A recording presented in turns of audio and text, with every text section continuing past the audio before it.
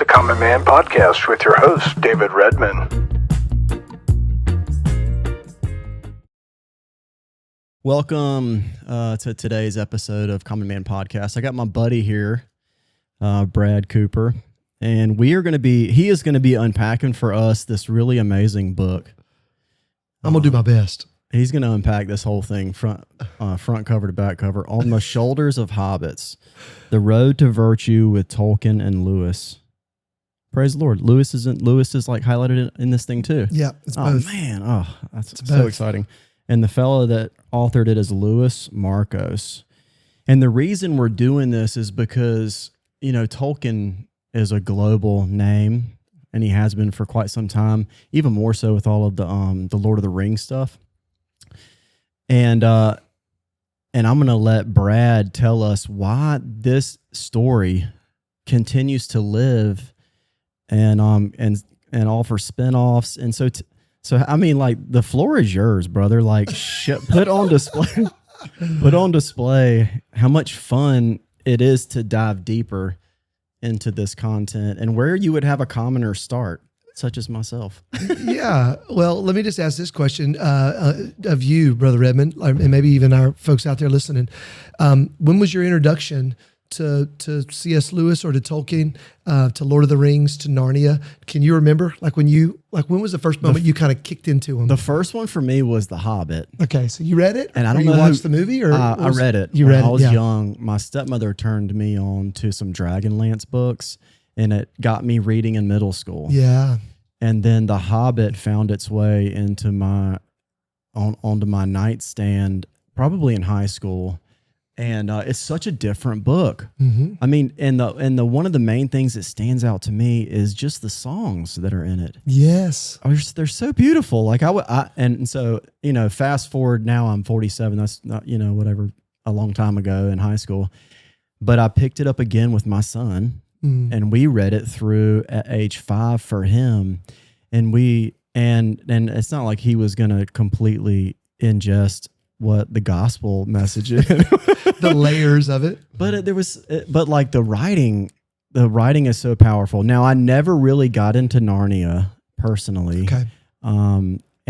But we have read through the series since Michael is of age to listen to that stuff, and just thoroughly love Tolkien. And that dude was a savant, and we get to enjoy all the things he done. Have you ever read The Silmarillion? Yeah, I haven't read all Lewis of it. Or is that Tolkien? That's Tolkien. Okay. Yes, I believe that's right. They're all in the same ballpark. I got to get my head around it for a moment. I can't remember. I need to see. It's almost like the modern Marvel galaxies. You kind of have to see where they all go.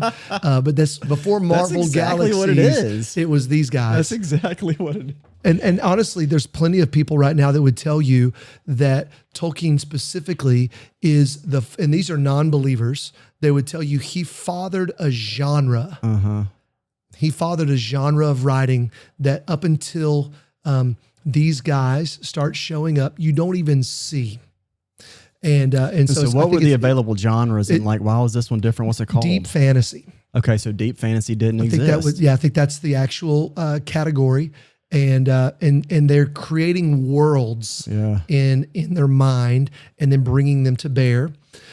And so it's wild to think about. So I'll just give you my backstory too. I think I fell into Narnia before I fell into anything else. And so I was in the land of middle school, high school, and had today as we're recording this, actually, it feels apropos, a great saint of modernity just stepped into eternity. And I don't know if you guys have kept up with this, but Focus on the Family's founder passed away today. And so my mom was focused on the family. We didn't have a television in our home. Wow. And she was big on free play outside, and we lived in the sticks of North Carolina. And where did you live? Hendersonville. In the mountains there. And we had a television that had just old rabbit ears that could pick up in the wintertime 2.5 channels. Thank the Lord. The only reason I didn't like it growing up was for ball games. Like when live sports was on. But honestly, looking back, my brother and I lived in a community with my aunts and uncles and our cousins it was functionally like a homestead before homesteading was cool. And we made tree houses and forts and played outside and shot hoops and, shot slingshots and shot BB guns. I mean, got into all kinds of beautiful trouble. And I look back on that and know, man, it was such a gift. And so like the stories that we would play were like Swiss Family Robinson. I don't know if you guys remember any of that, that stuff. Riding the ostrich. That's right, man. Making booby traps for the pirates that were coming. Anyway, so back to Narnia. And so we got to read The Lion, Witch, and the Wardrobe. And I just remember hearing this Lewis guy is a Christian. And so I knew it was made.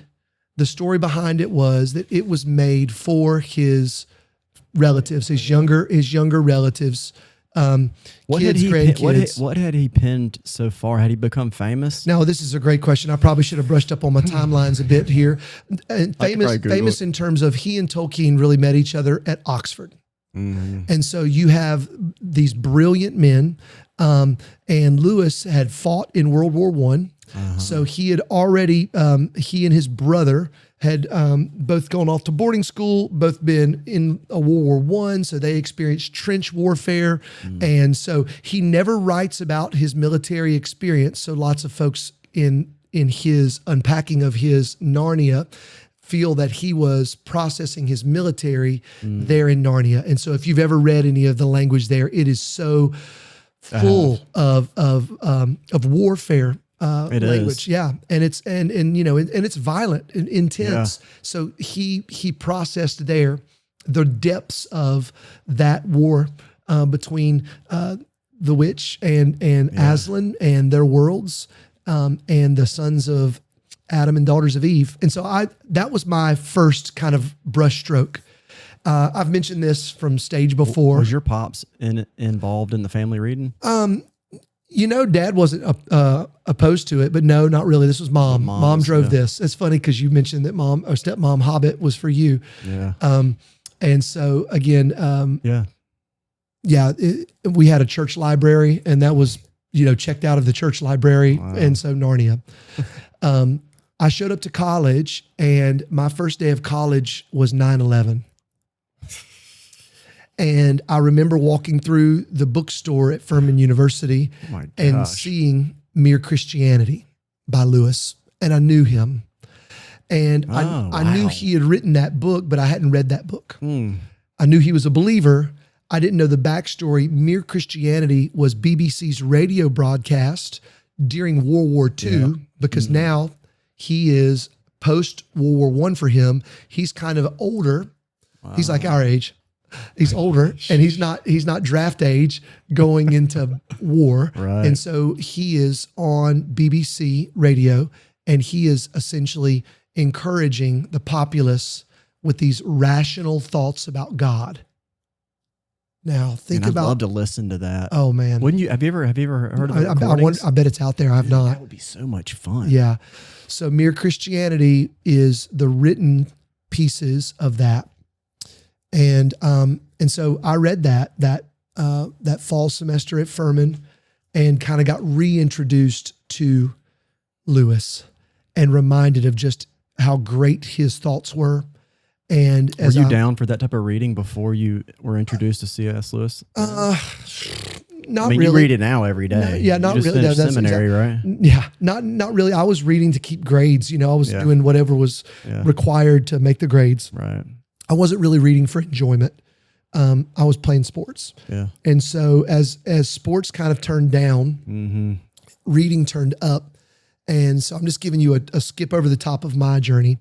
Then I started getting to study when I went into ministry, things and studying things I enjoyed. And so my education post-grad was way more because of hunger versus when I was an undergrad, I was just keeping my grades because I was playing college ball, and doing just kind of chopping wood and doing the next thing. Yeah. But then getting into ministry, and then I chose to go back into seminary, nearly 20 years after being in ministry. Right.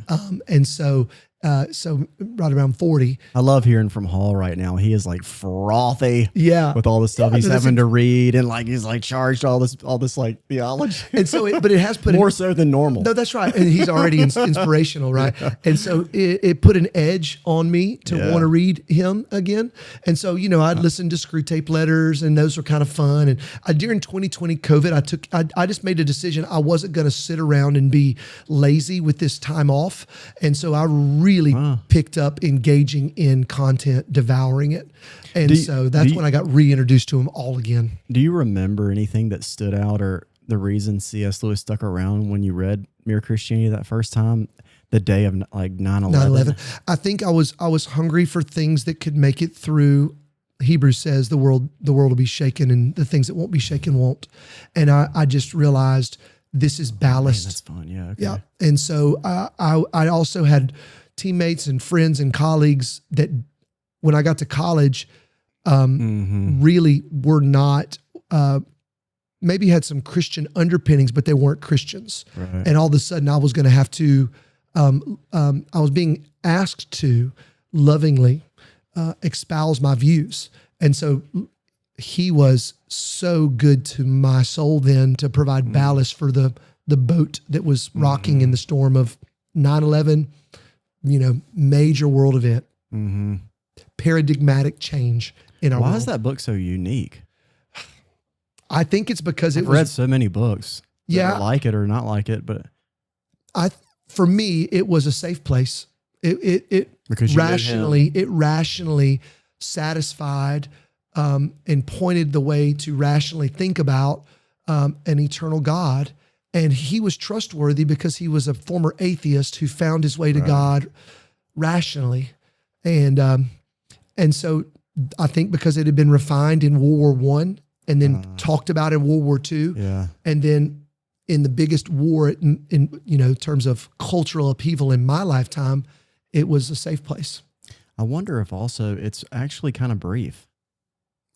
For what it does, it is brief. It's super brief, and so you're not bogged down by reading 5 complementary lines of thought.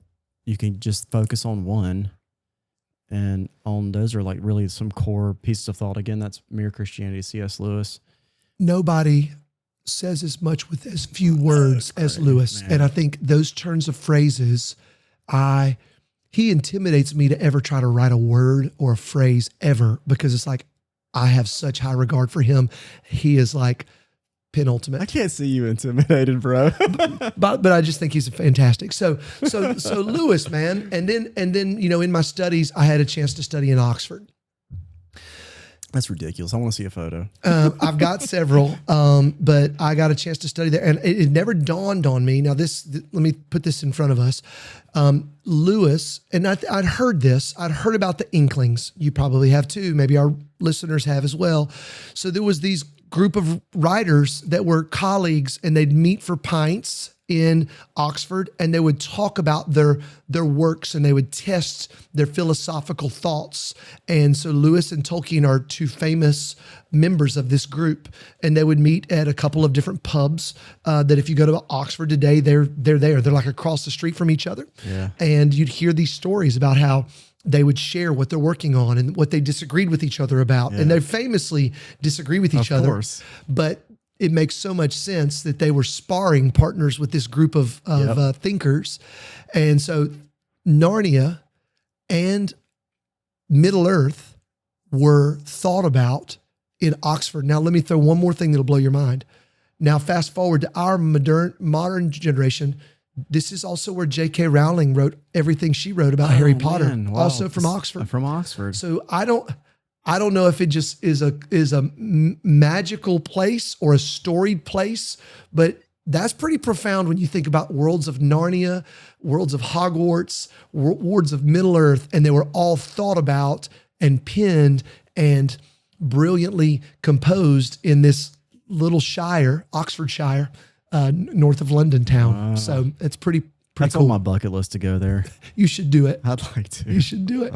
I'll go with you if I can. It's amazing. That'd be so much I got fun. to study there at Wycliffe Hall, which is, in Oxford. It's made up of a bunch of colleges. That's like the training center, the theological training center, where one of my heroes, J.C. Ryle, went. So his picture's on the wall there. Wow. And so it was a very cool place That's to be. cool. So anyway, C.S. Lewis and Tolkien. And then they're also, here's another famous thing about them. Lewis was famously a Protestant Anglican, and Tolkien famously a Catholic, Roman Catholic. Wow. So you see, even in some of their thoughts in Narnia Yeah. and in the depths of Middle Earth, a little more depth of that, and not to go too far here, but just, okay, the Roman Catholic faith is a little deeper. It's a little more detailed. It's a little more, he's taking pages and pages to describe, whatever he's talking about on the journey, in the road. I'm trying to think of like a modern translate would be like Da Vinci Code would be like a Catholic vein. Yeah, maybe. But I can't think of a Protestant movie. Yeah, I don't know. That's so the Book I of didn't Eli. know that. The Book of Eli. Yeah. Man, look at you. Maybe. Okay, so Denzel. that's a perfect example. That's such a fascinating Sola tool. Scriptura. Oh man, that's such a funny movie. Yeah. I love stuff like that. But and then also, like for me, Narnia didn't have. What's the difference in the people that actually know these works of art? Yeah. What is the difference in the deliverable? Because Tolkien beat up Lewis all the time. Yeah, they both were, beat each other up. Yeah, but they both were each other's biggest friends. And they were beat. I think the reason that I love this book was because he does a great job of lifting the similar themes, but then how each of them develop those themes. Okay. And so, So take us to some of those and let's have fun. Yeah. Like there's one, let me see. There's one here, and it's called, the title of it is Temperance and Tobacco, I believe. Let me see if that's right. Yeah, it's beautiful. It really is. I wish everybody, this was, by the way, I think I mentioned this to Brother Redmond. I get given a lot of books as a pastor. Sometimes people mail you books because they want you to promote them, and it's very kind. And then sometimes people hear you preach about something and they go, "Have you read such and such?" Yeah. Or sometimes people have an ulterior motive and they want you to. They do? What? So they send you a book and say, you need to read this. You need to read this. It's a big subtweet is what it is. I'm like, praise the Lord. Let me read it. But one of the things that surprised me about this book as I started to read it over the summer, last summer, and it just showed up from a gentleman in our church that heard me just kind of make a little flyby statement. Yeah, it is. It's called Chapter 6, Temperance and Tobacco. Anyway, he sent this book. Temperance and Tobacco. He sent this book in the mail. Before you go there, I'm going to read the chapters. Okay. Chapter 1, The Lure of the Road. Mm-hmm. Love it. Chapter 2, Responding to the Call. Fascinating. Chapter 3, Dangers on the Road. Chapter 4, The End of the Road. Part 2, The Classical Virtues. Chapter 5, The Courage to Endure. Chapter 6, what Brad's talking about, Temperance and Tobacco. Chapter 7, The Wisdom that Discerns. Ooh-wee. Chapter 8, The Justice of the King. Praise the Lord. Okay, there's a bunch more. I'm not going to read them all. They're amazing, though. But so, like, does the dude teach a sermon on every, like... He actually is. You can find him online. I've done a little research on him. He's actually a Baptist, which shocked me. I just was not ready for it. And fantastic. What would you expect him to be? I thought he would be. No. I thought he would be high church. I thought he'd be in the Anglican Presbyterian space, just because of his ability to slide both ways. But there's actually video of him teaching this at Oxford. And that's so much fun. In like a quicker space. So if you look him up on YouTube, you can find him teaching it, different aspects of it. And he's lifting the Platonic virtues and the biblical virtues and how we need them again. It's very good. What would you say are Platonic virtues? Oh what my gosh. What does that mean? Okay. These are Greek classic virtues. So you were just reading them. You just didn't know it. And so, okay. The classical virtues, I should have these all memorized as he's going through them.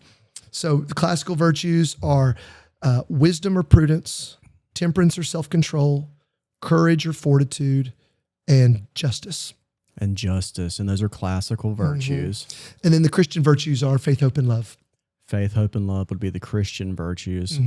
Cool. And so he's going to lift those 7 and feature them from both of those writers, and how they both, you can just see them over tobacco smoke and growlers, working through how they're going to tell their angles and their contours of justice as they unpack their characters and you invite you into a story.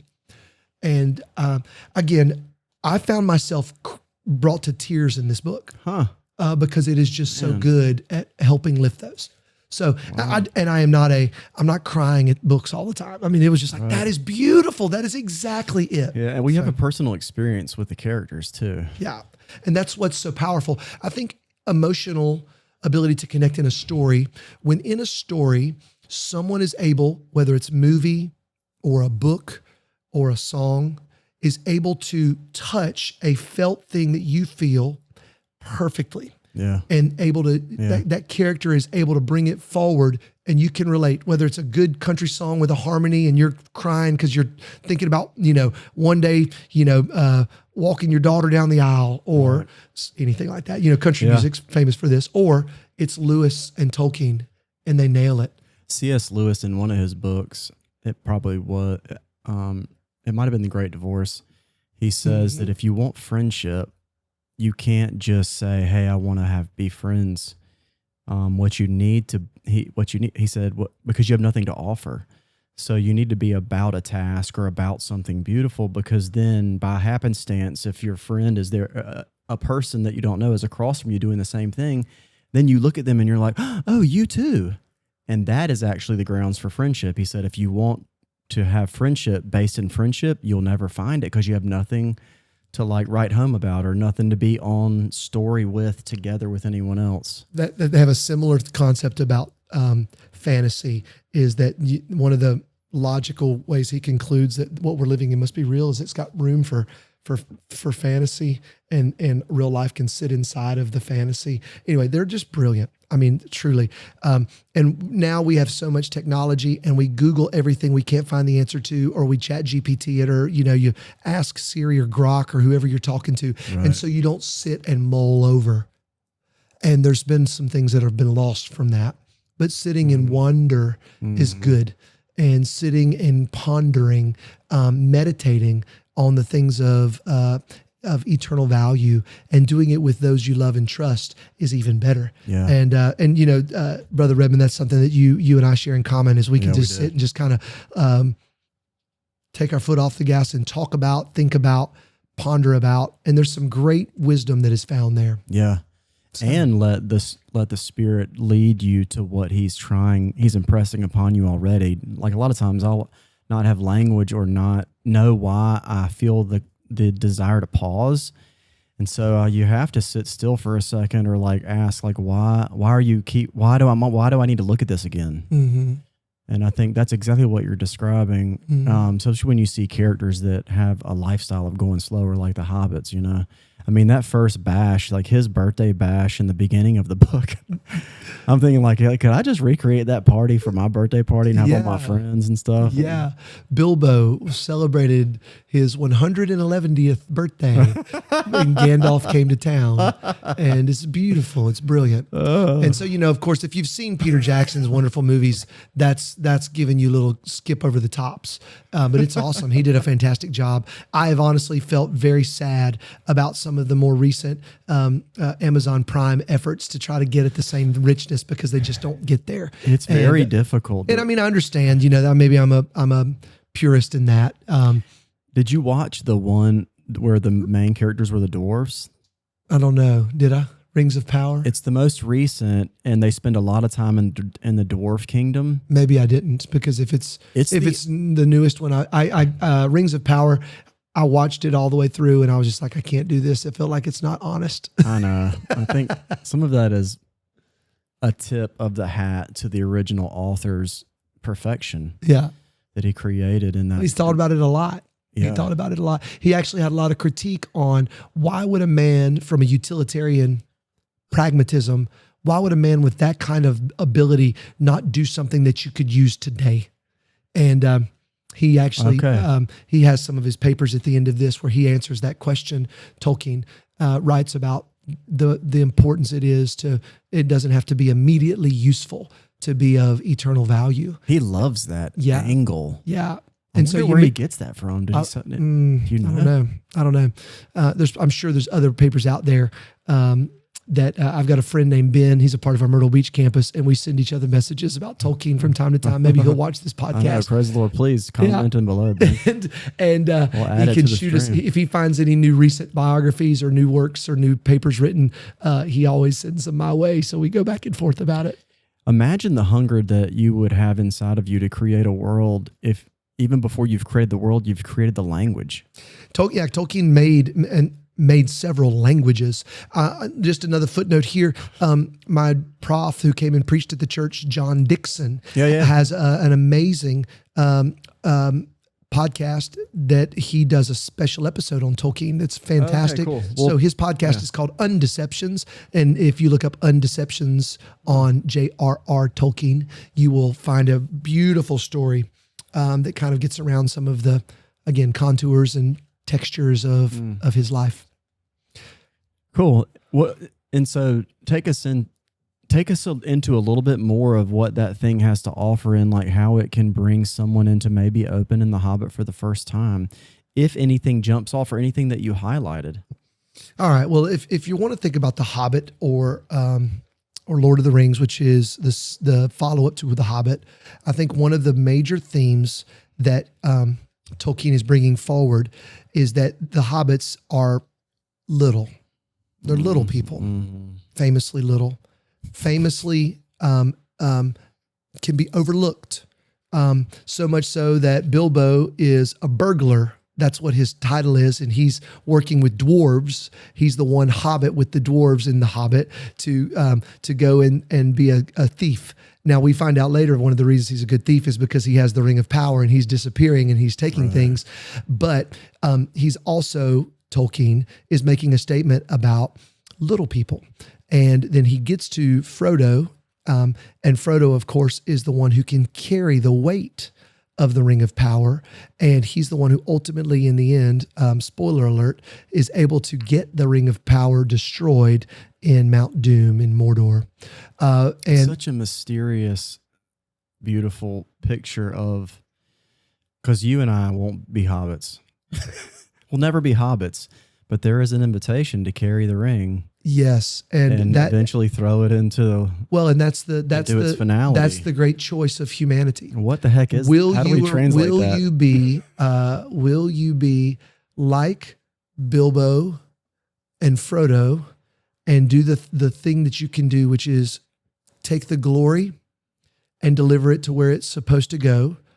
You're precious. That's good. Or will you clamor for the glory in such a way that it turns you into a monster? And if you remember, there was a former hobbit that got turned into a monster. We talk about it in my family a lot. Do you? Oh yeah, we talk about light and darkness, and we talk about Gollum. And so Gollum, of course, and Gollum is really an onomatopoeia. That's what he does. He coughs. He's Gollum, Gollum. And so he's choking on the glory. And so the thing that he wants the most, the precious, actually kills him over time. This is a deep metaphor. Man. And so if you think about just the human nature to strive, to hunger, the as John, the Revelator would write, he talks about, the lust of the flesh, the pride of life, all this in his letter to the church. This is the great temptation.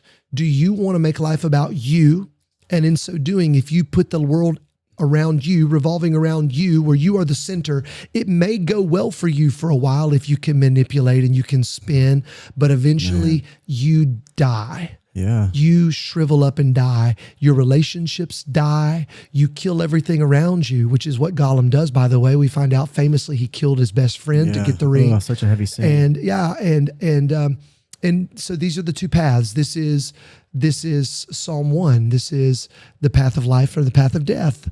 And so Frodo, of course, chooses to carry this heavy thing. And this is Tolkien saying, listen, it's It's the overlooked people in life.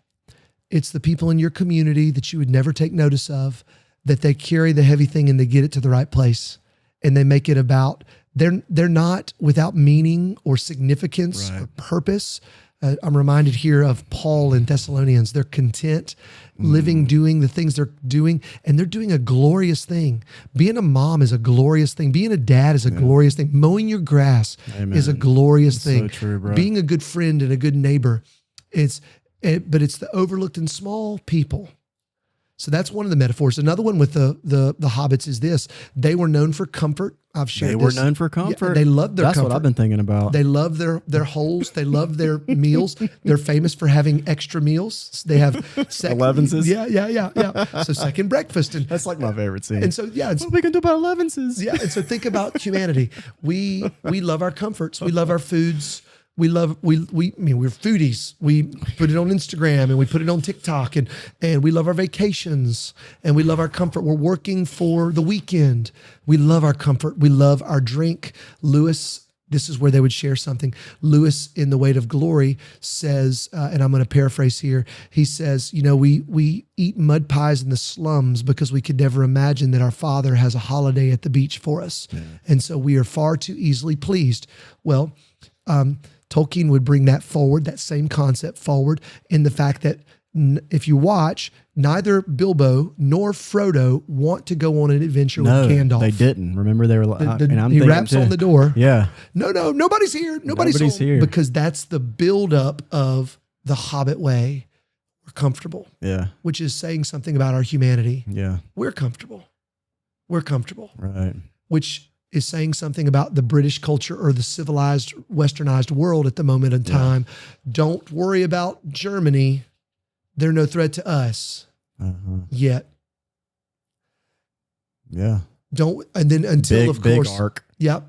And they didn't have the internet. No. They didn't have instant video. They just had rumors from the land far off where I hear the eye is burning. That's scary. And so these are metaphors that are all over the book, but they do go on the adventure and they have an amazing adventure. And then it makes you want to go on the adventure. It does make me want to go on the adventure. So it makes us say, don't settle for sitting in the boat, David. Yeah. Get out of the boat with the Lord. And Gandalf, of course, is a type of Christ. Yeah. And he knocks on our door and he invites us to come on an adventure. Similarly, Aslan, two different worlds, but Aslan shows up. And I hear he's back in town. And then Mr. Beaver famously says to the children, they're talking about him being safe. And this is one of the famous lines of Narnia. I don't remember it, but I know you're safe. Who said anything about safe? Yeah. But he's good. He's the king, I tell you. And so will you come out and follow the king who is good, though it might not be safe? It's the right kind of danger. This adventure thing, for me, I'm finding this to be the main thing that our peers are missing out on. Okay. Are you finding that to be the case? Absolutely. Okay. I mean, there's stats here. You could Pew and Gallup and all you want. You're going to find out that meaning, significance, purpose, those three triad of words. Meaning, significant, purpose. For men specifically, it's one of the things that there's a lack of. Again, one of my quotes I say often, because it just resonated with me, it's kind of that same idea Mark Twain got at. Men die at 27. We just bury most of them at 72. Dude, that's so sad. Meaning, significance, and purpose. And if, again, you are Gollum and you've been chasing your precious only to realize that the world doesn't revolve around you and you've killed all your relationships in order to do it, then you could show up at 27 or 37 realizing you've been climbing a ladder that's been up against the wrong wall. I think most of my men know that. We do. We know it. They know it inherently, and they carry like a really, that milieu, whatever that word is, that general like sense of discomfort because they want. Well, this is Solomon. This is a vanity, a chasing after the wind. So if it's women or if it's stuff or success or name or power or prestige and still it's a vanity, it's a chasing after the wind. It is a hamster wheel. How do we, if we were to look at the Hobbit, how did they break free I'm trying to remember what the inducement was to get him out the door. I can't think of what the inducement was. Do you remember, John? Like what got him, in motion? Well, one of the great critiques is that Tolkien would actually show Bilbo to be kind of like a rededicated Christ follower. What I mean by that is he went out the door the first time after treasure. Is that why he went out? Oh. Yeah, with the dwarves to go to get this treasure. Okay, to be an 11th. Yeah, he was gonna get, and they talked about the treasure. This. Yeah, and they were gonna go after Smaug and the gold and the treasure. But then Frodo, he goes after the purpose and call of Gandalf. As a matter of fact, when he gets the ring and Gandalf realizes they throw it into the fire. Gandalf is kind of like trying to gear it. He's trying to get him on mission the whole time. Yeah. And call his identity forward the whole time. The whole time. And he does it. So Frodo is a Christ type who carries humbly the ring of power for those of us that previously could not. The first Adam had not done it. Right. And so a new Adam was required, and he carries it, in that way. And if you follow the storyline, Bilbo meets him later in Rivendell. And it's like they have these conversations and it's a bit of a rededication that maybe Bilbo had missed the real purpose behind his calling. But he's not, if you compare Frodo, Bilbo, and Gollum, there are three pathways of the journey of sanctification for some, or the journey of destruction, or the journey of just missing the point until later in life. So those three kind of run parallel so you can compare them. Mm-hmm. There you go. I can totally see that. Yeah.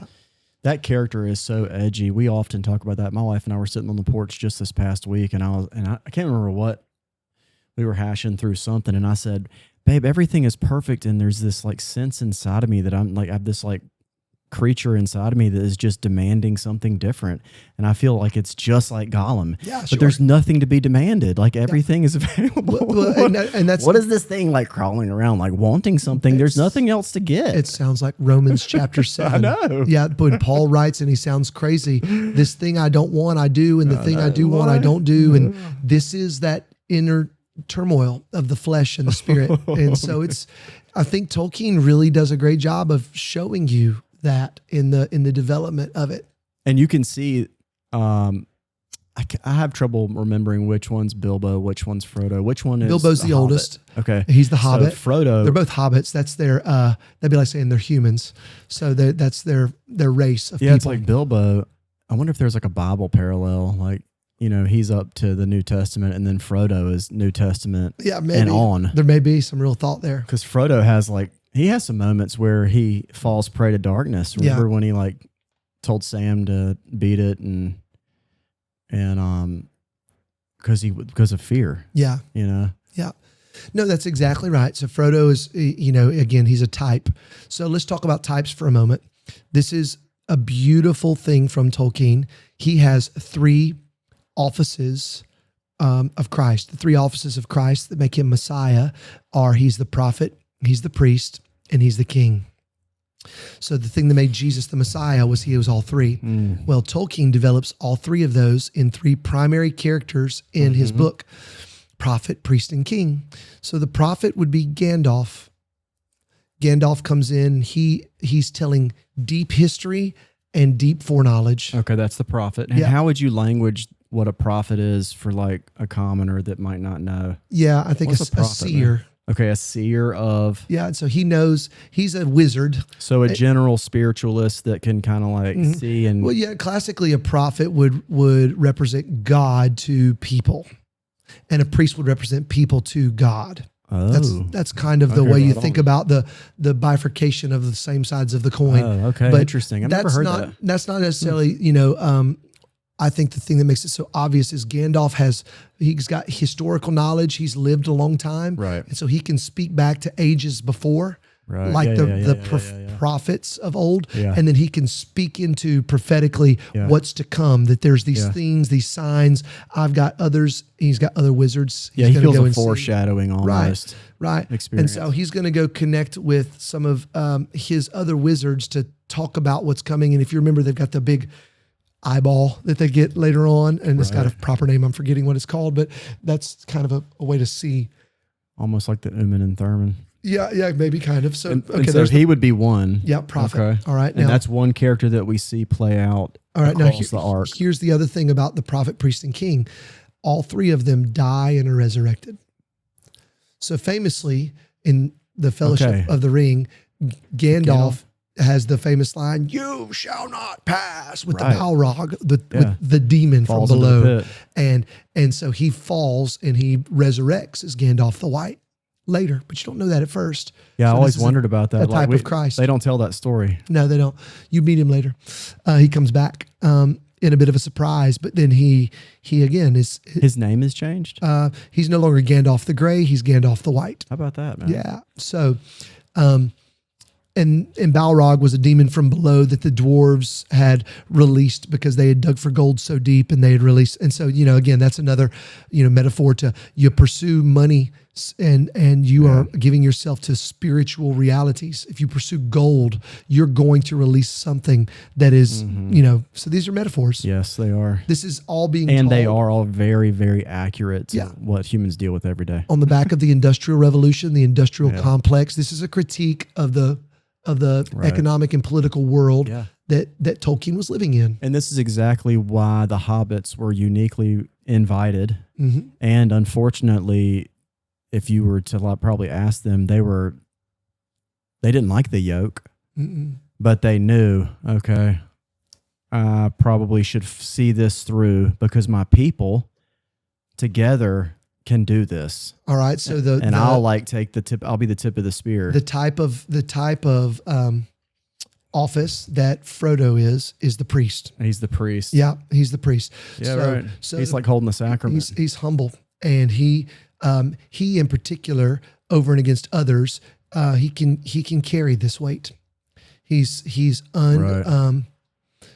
not grandiose. He's, over and against dwarves who are also undersized. Dwarves are warriors, and they're hungry for gold, and they're hungry for power. These and humans, and so, but the in the book, but Frodo and the Hobbits they're really overlooked, like a priest, like a good priest. Yeah, I know, right? And so he too though, is the one who can carry it all the way to the end.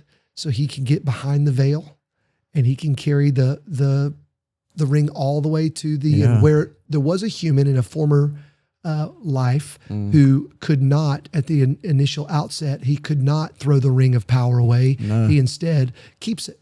So humans can't. So, but we need a high priest. Frodo does, and he also famously dies a couple of times actually, and resurrects. Remember, bro. So he dies once where he is pierced with the blade of the 9 kings that are the Ghost King. Yeah.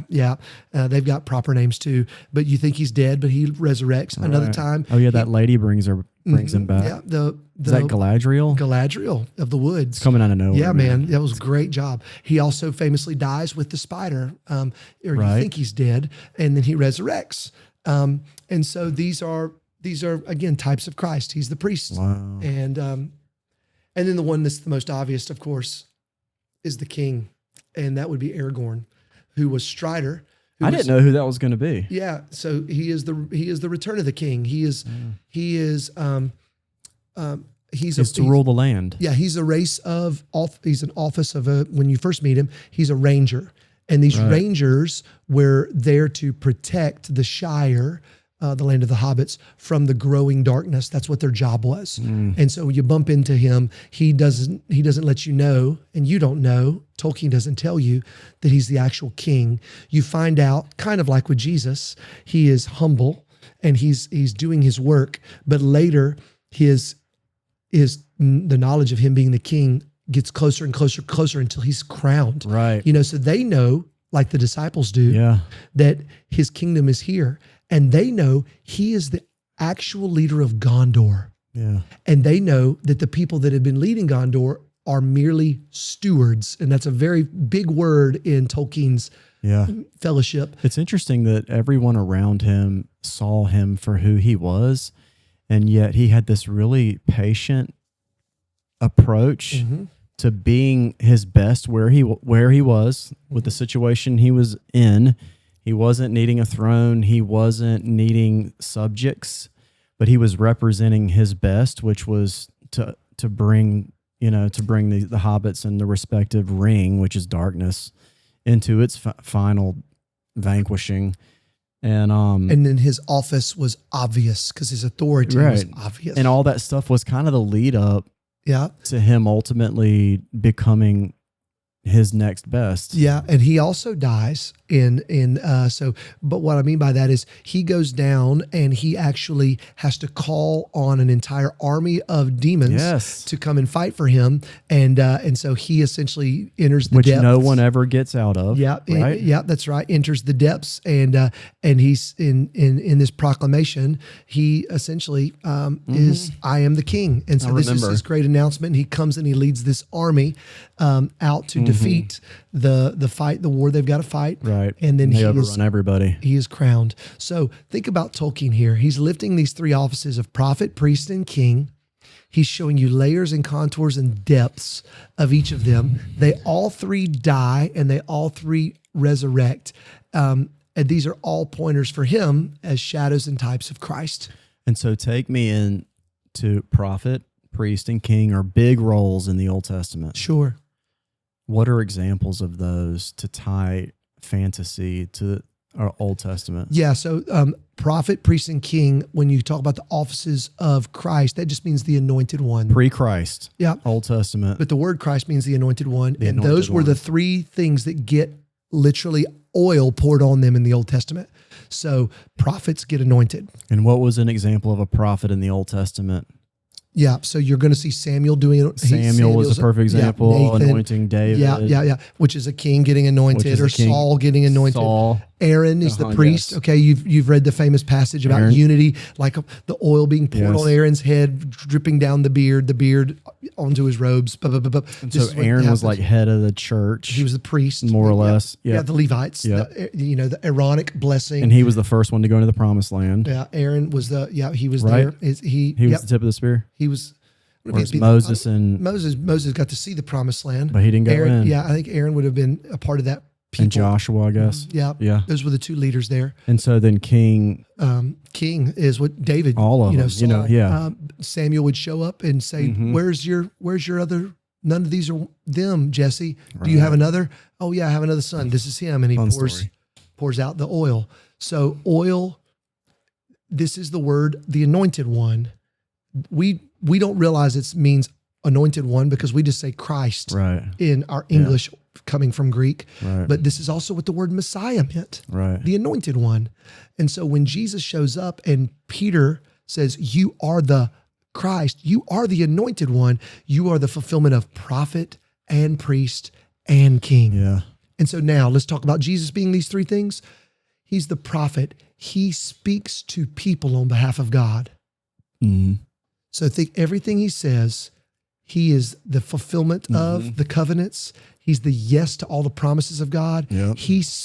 If you want to know what God is like, listen to Jesus. Amen. That's what God is like. That's right. Now, inverts. And how God lives. That's right. Look at Jesus. That's the Bible. If you want to recognize that he is greater than Melchizedek, who was a priest, he is representing us now to God. Where is Jesus right now? Right. Well, his body on earth is his embodied church, but his body in heaven, his literal body in heaven, he is an intercessor standing with the Father, intercessing for us. Right. He is shaming and shutting the mouth of the accuser. No, they're covered by me, and he is mediating for God and man. That's what priests do. He's the mediator right now. Yeah. He is both the lamb and the priest. I also like to talk to people about like how a priest can usher the moment or the people in the moment into the presence of God. Yeah. So the priest can help like reframe conversations in just a simple way and say, "Hey, that actually, can you see how this might be God's presence?" And they would be like, oh yeah, I can see that. That right there is ushering us into a refreshed view of like an issue, which is kind of like bringing God into the moment, bringing us into the moment that God's in. I like to describe that to people because then it lets everyone do that more. Yeah, and think about that because and think about them doing that the too. Spirit, like, hey man, the I love your Spirit shirt of today. Jesus is in us too. Yes, yeah. So we can operate in those ways. And then of course He's the King. So when we say Jesus is Lord, you are saying Jesus is King. Christ is King. Right. His kingdom is reigning. His kingdom is here, and His kingdom is not yet. Right. And then, of course, Revelation gives us this beautiful picture of a white horse and a rider and the sword out of his mouth and the crown upon his head, the diadems, and He's leading an army. This is King. Yeah. So prophet, priest, and king, this is Jesus. So Tolkien, I think, does a brilliant job of showing us those three offices in his story flow. And it's awesome to follow along, right? It is so much fun. And like for a guy that's just out there, I feel like often in order to have the peace of a king, you have to focus on your immediate things that you can touch, your people, your finances, and your house. And before you can stretch outside the home, it would be very of utility that the home would be your first sanctuary. You know what I'm saying? Yeah. That's one of the beautiful things that I think Hobbit, the Shire shows us, is there's this sanctuary environment where relationship is of utmost, friendship of utmost. There was obviously a lot of playfulness and festivities, just to use really fun PG words, you know what I mean? And fireworks. And so I really love taking us back to our original character because I really want our friends and family out there that listen to the podcast to let the Spirit call to mind what they could create in their own home to reflect a sanctuary, so if you want to use a spiritual word. Or this is exactly right, David. Do you know what I'm saying? So it'd be a great, we're painting this massive arc, and I don't want to like leave anybody without like some, Riley has coached me to leave everybody with some really refreshed action items. And so my action item for us today, and we're not anywhere near done, but my action item for us today is just to like, imagine what it would be like to be the host of the Shire in our own home. So how else can we think about that or talk about that or like go about that as a really fun and creative endeavor? Yeah. So I think we've got to recognize that Christ invites us in to be, and this is His co-heirs. Okay. All right. Okay. So this is Romans home, language. This your is home is His. Yeah. Your home is yours. And you're a co-heir with Christ. And you are now with that same Spirit. Okay. You are now taking His dominion. Yes. Kingdom. Dominion. Right. Same word.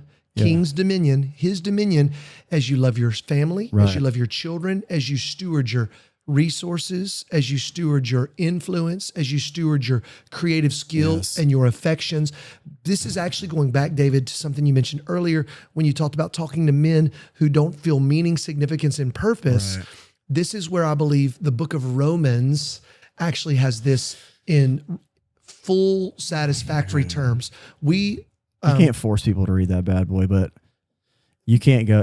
No one should go another week of their lives without reading Romans in one sitting. Yeah, I'm sorry, I'm hijacking you. There you go. No, that's perfect. Well, my next sermon at the church will be on the book of Romans, and then all next fall we're going to go through the whole book. I just sit in while y'all like write the sermons? I like to sit there and like. Well, here's what a lot, maybe perhaps the listeners, we know the Romans road, which is beautiful, but the Romans road stops at chapter 10, verse 13, which says anyone who calls on the name of the Lord will be saved. But Romans 12. Paul says, be living sacrifices. Okay. So like let me see if I can connect this real quick. Please. So it's not just that Jesus wants to save us from our sin. Right. He wants to save us for His mission and purpose and meaning. And that is to be co-heirs. And to go back to Adam and Eve, we were ruling and reigning. That was the cultural mandate with God. Yeah. And now the new Adam, Jesus, comes with his spirit and invites sons of Adam and daughters of Eve to come and co-heir, rule and reign with him. And, and we mess this up because we think we're going to go to heaven one day. But the Bible says on earth as it is in heaven, and says that the kingdom of heaven will come down to earth. So what I want to say, I'm going to look right at the camera. I want to say is you and I are building things of eternal value now by the Spirit of God. And if you would catch the adventure and discover what Christ has invited you into, whether it's your yard and your house and your family and your laughter and your beauty and your architecture and your designing of websites, whatever it is you find your hands doing, living sacrifice, holy and pleasing to God. Yeah. You can live on purpose for something because, again, I'm going to borrow NT Wright here. He's been very helpful. Tom Wright. His eschatology, I think, is very helpful for us in the moment. He talks about, and I'm going to really shake it up right here. You ready for this? Hey, please. All right. I grew up, probably like you, in a world that talked about end times and talked about going away to heaven. Right. It was just kind of the natural thing. And we It's go. not biblical, is it? I mean, That's down that's very into the Greek, city. actually. We get our end times view from Looney Tunes, and Wile the Coyote gets hit by an anvil, and his ghost goes up. Right. And so we get our end times. We don't think of it. We join the angels. You'll see this on Facebook, and they're one of God's angels. What? That's not in the Bible anyway. Anyway, I'm not trying to mock too much. I just want us to understand something. Yeah. Perhaps we've missed, and I would say I feel confident here. We've missed a view when we think about being taken up to heaven of what's actually going to happen, rather than heaven's going to come to earth. And this is the language of Caesar and Rome. They would give after an earthquake, or Nehemiah had this. He gets a blessing from Artaxerxes or from Cyrus. Take my money, go back with my resources, rebuild your community, and then make it a town that I'll come and visit later. That's called a parousia. That's New Testament language. That means a second coming. I'm going to come and see it. A word that's not in the second. Oh, man. All right. I love where you're going with this. Okay. Oh, I'm going to tell you, a word that's not in the New Testament is the word rapture, Right. which means be called up. That's a made up word and a made up idea.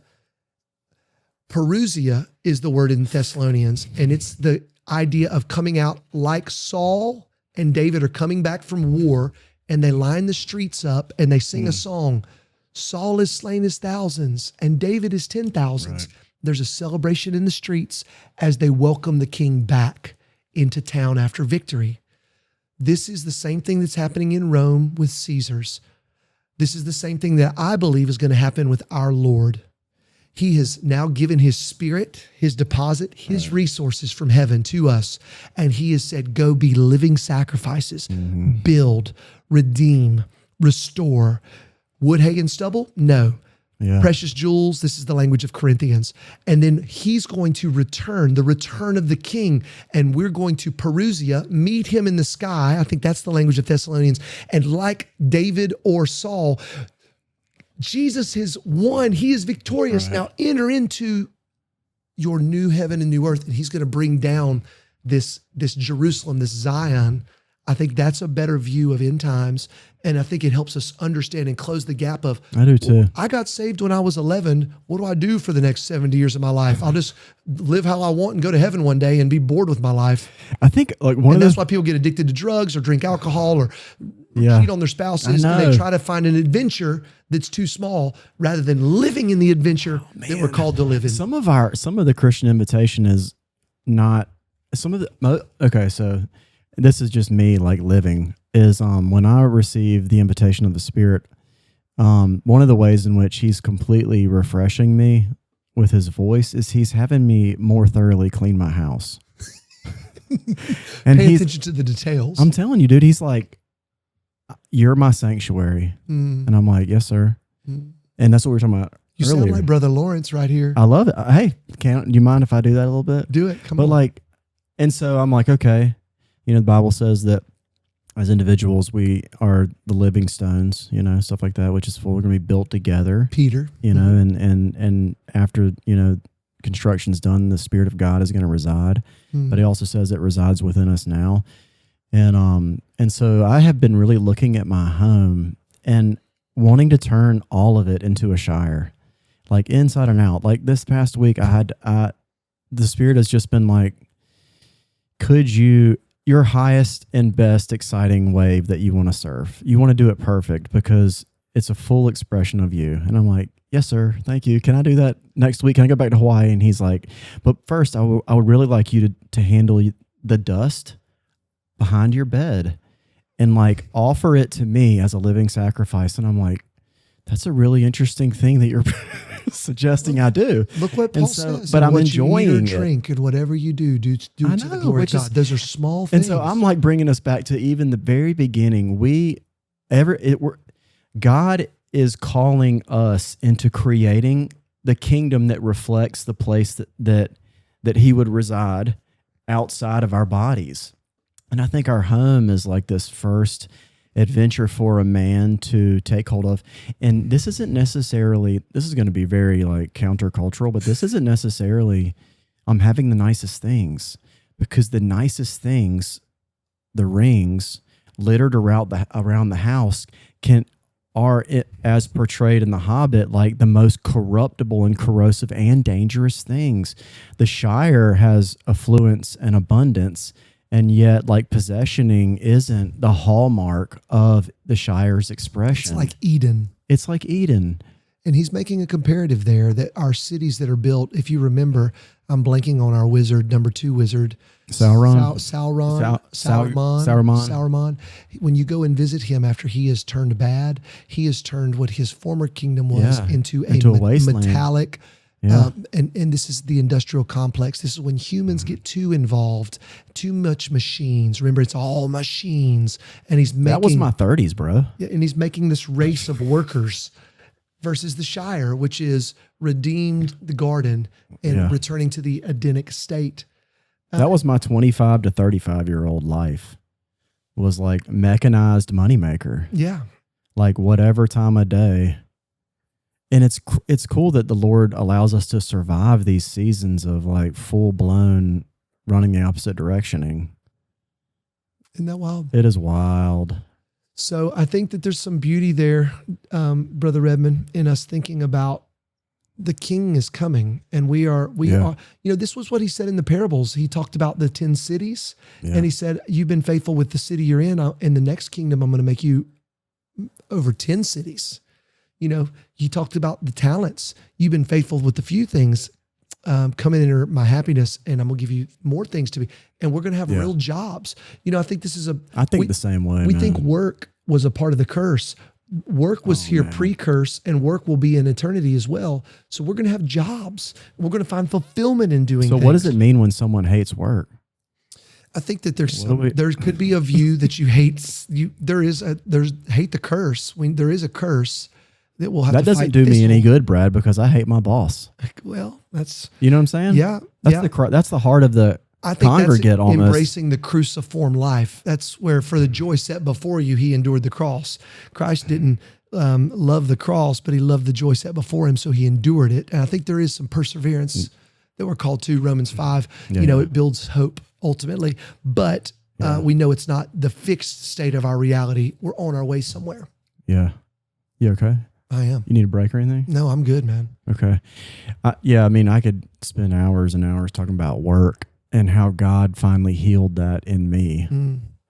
And now I'm like, let me see what through your power we can lift. You know what I mean? I was in a crawl space this past week with my buddy doing like repouring footers. Yep.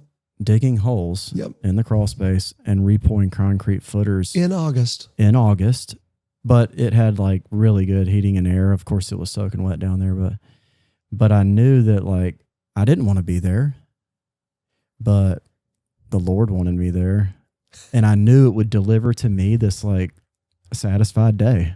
And I didn't need to be there. I don't need to be there for financial reasons, but my buddy was having to do this job, and I was like, let's roll, let's do it, man. We got to do it, and then we got to do a podcast like 3 hours later. After I'm in the crawl space, it makes the podcast environment like, hey, this is so nice. I don't have to like lift a 40-pound bucket of concrete over my waist in a crawl space. Quickcrete, my friend. But I feel like I want to hear what I've always like envisioned, you tell me if this is whatever, sacrilege, but I've always envisioned like there's so much purpose with all things on earth. Sanctification isn't to turn me into a beautified baby with angels and have no utility. So I'm like, is the vision, is this prepping? Is this like, I'm going to be like sanctified in a progressive way, and then I'm going to be prepped and equipped to do something that much bigger in heaven? That is how I reason through the logic of the utility of sanctification. Does that echo biblically? I mean, I don't see anything that sniffs of anything inappropriate there. Can you think of any way in which uber purpose expresses in the Bible about afterlife? Is that a weird question? Does that question even make sense? No, I think Revelation 7:9 is the cleanest picture. Revelation 5:9 is, and so these are John's visions of the afterlife, and it's every nation, every tribe, every tongue standing before the throne and before the Lamb. And so I think one of the cool pieces of that is the diversity that you see in that picture. Yeah, what I mean by that is nations, tongues. So there's something significant about languages, and there's something significant about our Swahili brothers and sisters bringing their dance and their worship in a way that's going to be different than my Venezuelan brothers and sisters. That's going to be very different from my, 20th century American brothers and sisters. And all of those things are not supposed to be vanilla. Right. They're supposed to be unique. Yeah. But yet they're all unified in their wearing white and they're worshiping God. And that unity and diversity, I think, image bears the triune Godhead, unity and diversity. Yeah. And so when it comes to purpose, I think that's there. I do think Jesus is giving us some of this insight when he says you'll manage cities and lead cities. So that I think that's there. When you understand, and anybody that's done any thoughts in astrophysics or has studied any of this, you know that the universe is continually expanding. I know, right? I think perhaps we have a world to a universe or universes that we might be able to explore unto the glory of God. Wow. And there'll be no sin, no pain, no suffering. So I think the depths of the sea, Jacques Cousteau only scratched the surface of. And I think, we'll be able to rocket ship across universes. You're making me think, man. And all of the expansion of light and that our astrophysicists are coming back and telling us, or perhaps even how small things get in our molecular levels, that we'll be able to enter in and see. There's just some things that we are fixed in our state, and we're not going to be fixed in that state like that. We will be embodied, but I just think there's going to be things that blow our mind.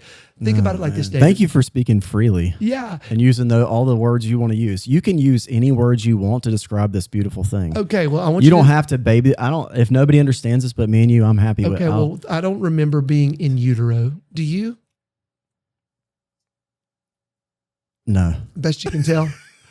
I'm having to let myself think about it. I've never had to think about it. Do you remember, John? Do you remember being in utero? I've heard people anecdotally share. They say that they feel, but I mean, I'm like, okay. My wife is 7 months pregnant as we record this.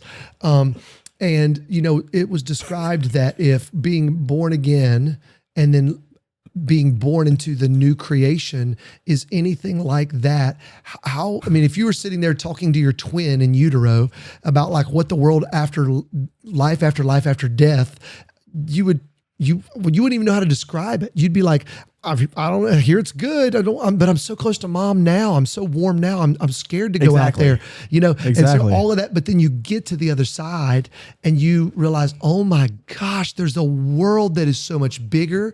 I'm going to grow to different sizes than I ever knew. I'm going to be fed in different ways. I'm going to learn different things. I'm going to relate in different ways. I'm going to pick up senses that I didn't really understand. I'm going to see. Can you imagine? So I think taking that same level of extrapolation and tracing it into the new heavens and the new earth, we have glimpses of, what the city will be like. There won't be light because he will be the light. And, there'll be streets of gold and there'll be no sea, which is no chaos. And, all of that. But I think we just don't have any idea. Yeah.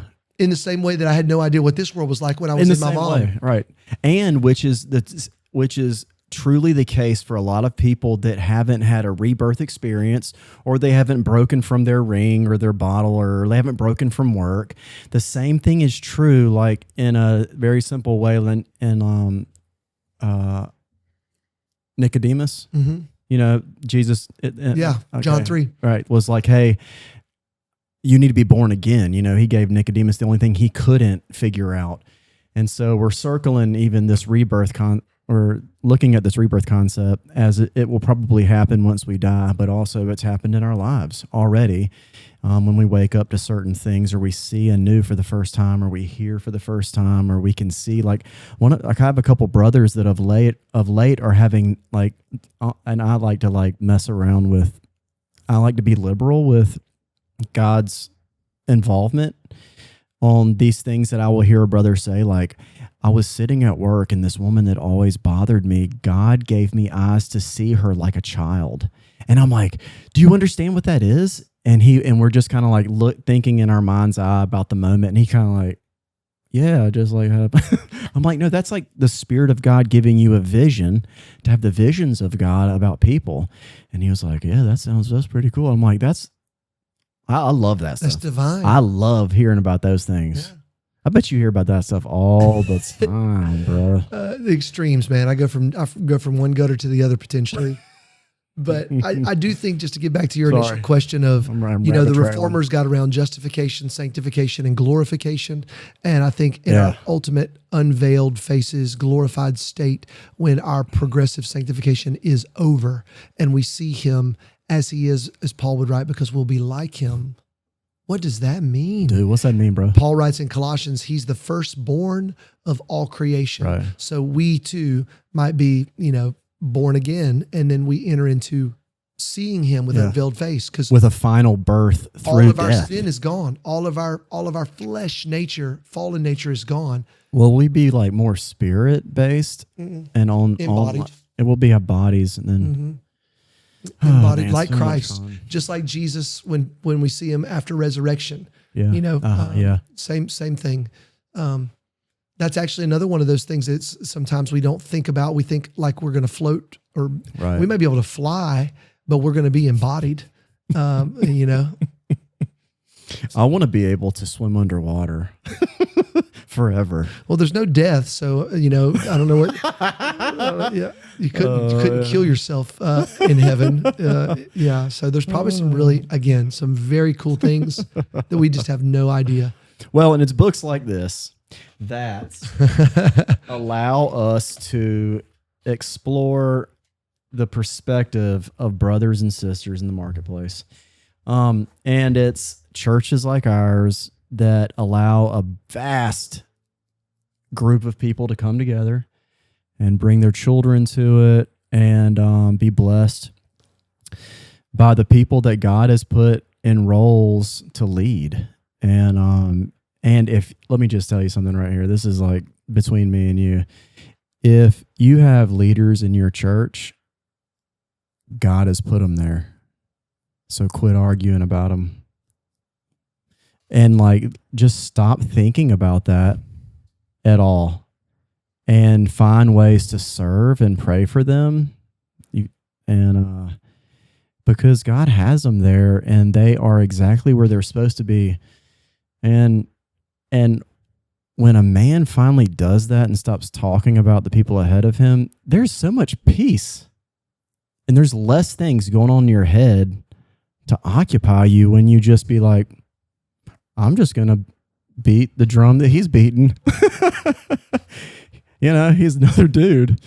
And so we've been, all of South Carolina has been blessed by the initiative that New Spring, and there's so many other churches out there.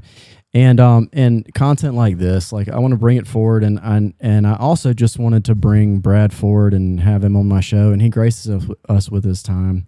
Is there any parting thoughts or any ways in which you want to encourage people that might be listening? Sure, I'll just say I hope this has stirred you up to let your mind wander a little bit and not just live in the here, but to get your head up and know that God's the God of story.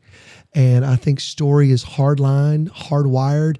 That's why we connect with movies or romance novel or, action flick or these kind of books, is because God has hardwired us for the story of redemption.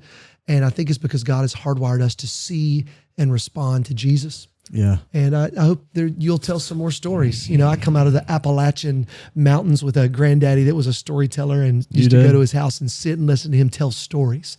And I just think we've lost that. Okay. And so sit around and tell stories and get your mind around stories and think about stories and don't just live in a screen all day. Yes. Yeah. Praise the Lord. And if you can further this initiative in your own home, do it, man. If you can read stories to your children, do it. Read stories for yourself. Also, crack the Bible. If there's anything in here that we handled poorly, just hit me up below in the text stream. Get ready. There's some rapture people that are coming for you. Praise the Lord, man. I'm just going to be like, I like where your head's at. I'm down for rapture. You know what I tell people? I'm willing to change my mind mid-flight. Well, hopefully I gave them a more thing. It just hit you. Or if people want to ask this question about millennials, and I just want to say, man, you can be pan-millennial. It'll all pan out in the end. Well, God's in control. My hope is that, and Brad's schedule is very busy, and he has way more people to speak with, but I really want to tackle some other large issues with you that might be helpful to discuss. Sure, and who knows where the Lord has for us. Like and subscribe below. If you have any needs or issues that you'd like for us to pray for, just mention them below. Send this over to a brother that might be encouraged by it. Thank you guys for joining us today. Thank you, John, for facilitating all this. Good man, John. If you want to support our little micro church, feel free. You can find our Patreon account listed on YouTube. All the best, and we'll see you next time. Thanks again.